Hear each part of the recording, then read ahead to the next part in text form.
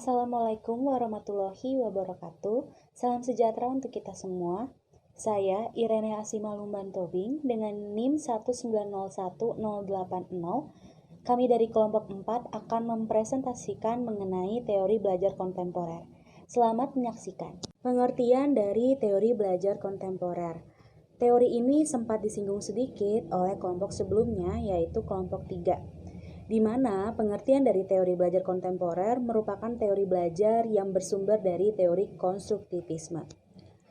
Menurut Glasser-Weil, konstruktivisme sebagai teori pengetahuan yang menekankan pembelajar aktif dalam mengkonstruksikan pengetahuannya sendiri dan interaksi sosial itu penting bagi pengkonstruksian pengetahuan.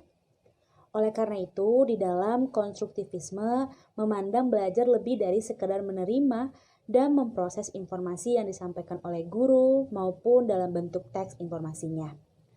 Di sini beberapa yang termasuk teori belajar kontemporer, yakni ada operant conditioning, conditions of learning, information processing, kemudian ada cognitive development, lalu ada social learning, dan yang terakhir ada attribution. Teori belajar kontemporer yang pertama ada teori operant conditioning yang dikembangkan oleh Skinner. Teori ini merupakan pengembangan dari teori stimulus respon.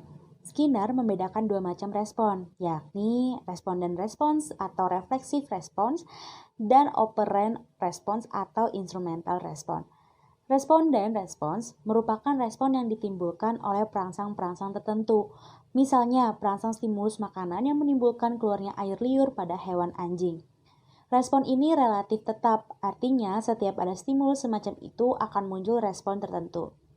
Lalu ada operant respon atau instrumental respon yang merupakan respon yang timbul dan berkembangnya diikuti oleh perangsang-perangsang tertentu. Perangsang yang demikian yang disebut dengan reinforcer, karena perangsang-perangsang tersebut memperkuat respon yang telah dilakukan organisme. Misalnya, jika seseorang telah belajar melakukan sesuatu lalu mendapat hadiah sebagai reinforcer, maka ia akan menjadi lebih giat dalam belajar. Di sini saya akan menyampaikan ilustrasi penerapan teori ini. Misalkan, kita ingin membentuk kebiasaan anak dalam membaca buku. Untuk sampai pada kebiasaan itu, perilaku membaca dapat dipecah menjadi beberapa komponen tingkah laku.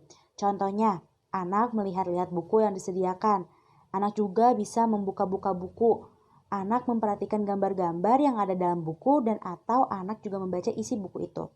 Setiap komponen atau tingkah laku yang spesifik yang telah direspon anak perlu diberikan hadiah yang dapat menimbulkan rasa senang. Dengan demikian, anak akan terus mengulang perilaku tersebut. Teori belajar kontemporer selanjutnya ada condition of learning. Dasar teori ini yaitu bahwa belajar tidak bisa berdiri sendiri hanya untuk menyampaikan materi pembelajaran, tapi perlu didukung oleh faktor lingkungan atau kondisi. Dalam teori ini menyatakan bahwa ada beberapa jenis atau tingkat pembelajaran.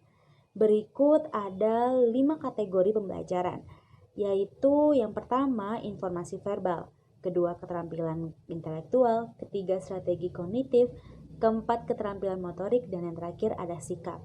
Dari kelima kategori pembelajaran tersebut, komponen utamanya yaitu berupa kondisi internal dan eksternal yang berbeda diperlukan untuk setiap jenis belajar. Jadi dapat disimpulkan bahwa teori condition of learning yaitu suatu kondisi atau lingkungan yang dikondisikan untuk menstimulus suatu kegiatan pembelajaran.